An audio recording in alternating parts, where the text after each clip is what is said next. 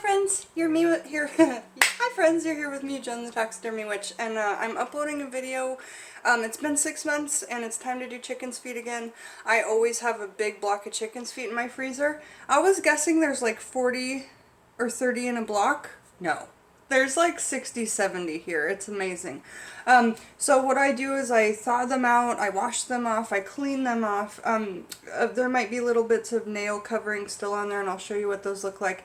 And there may be little bits of skin stuck to the palm, or really dirty spots stuck to the palm that you want to kind of pick off. And that's just because they walk like this, yeah? And there's stuff below their feet, and it kind of builds this callus.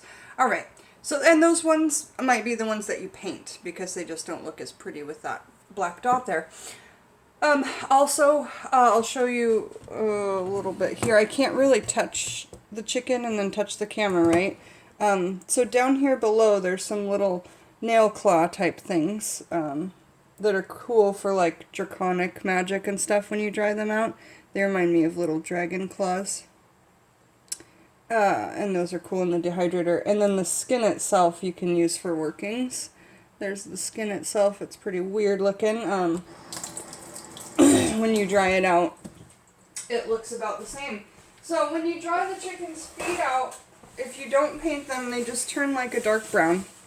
These are all the ones that didn't have broken legs. But then the ones that do have broken legs, you can make into just chicken fingers or toes, chicken toes, but I have plenty of chicken toes, so I cut them into paws, and that's when you cut the actual leg piece off. So you cut this ankle piece off and you just make it into a paw, okay, chicken paw.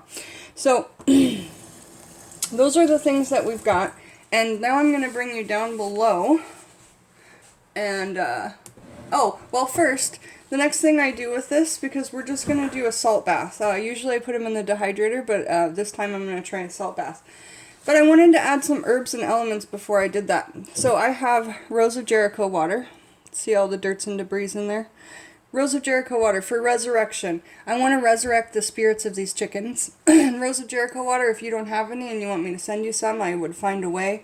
But if you get a Rose of Jericho, it's just the water that you get so much of half of the month when you have it out. You need to clean them every day at least. So I'm going to shake this up with intention and say out loud, I want to resurrect the spirits of these chicken so that they can help us for protection, for warding the evil eye.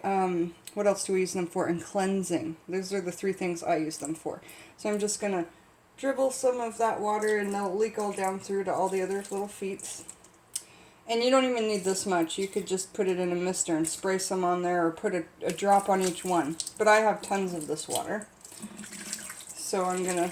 They've already been washed and cleaned. I'm just putting this Rose of Jericho Resurrection water on there. There we go. Bit bam boom. Also, whenever I handle these, I put Florida water on my hands out of respect for the spirit of the chicken. And then in my little herbal toolkit that I brought with me, because I'm not at my house, I brought cinnamon sticks. I brought wormwood for spirit communication, cinnamon sticks for protection, and then William, my mandrake root, just so his spirit is here. I'm actually going to put this vial down into the salt of the chicken's feet so his spirit can help resurrect these spirits. Just how I work with stuff. Okay, it's different, I know. Hard to follow, so if you have questions, just ask. Alright, now down below here,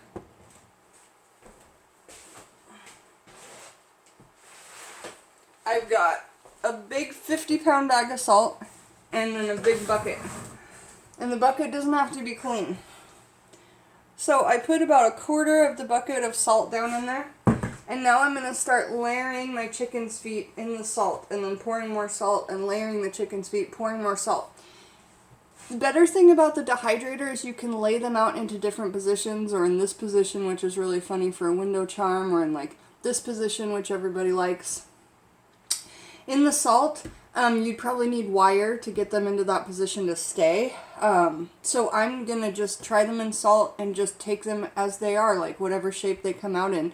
It's going to be a mockery to me of the spirit, not a mockery, a symbol of the spirit of that animal, however the shape of the hand comes out. So that's how I'm doing these ones. And I'm just going to layer it in, and in between each layer I'm going to sprinkle some of this wormwood.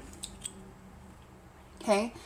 and lay one stick. I have 6 or 7 sticks of cinnamon in here. I'll probably use all 7 and layer them in there. Layer the wormwood for spirit communication. We've got the Rose of Jericho water on there for resurrecting the spirit. And then when this is full of salt and full of chicken's feet, this is a glass amber bottle with William, my mandrake root, inside. I'm just going to literally stick that in the salt and then burn a candle right on top of this. And then that's going to bless in the whole working, and I'll sit with it while the candle's burning down. So, I hope that explained how I do my chicken's feet. We will be doing check-ins on the status of them because I have never done them in salt before, like I say. So we'll check in on the status of them. And if you guys need chicken's feet, now is the time to say. Thanks for joining me, Jen, the Taxidermy Witch. Well, I gave you some ideas of different herbs you can use. You don't have to use these ones. You can use any ones for protection, cleansing, and spirit communication. Have a beautiful day, you guys, and I'll talk to you soon. Kiss, kiss, ta.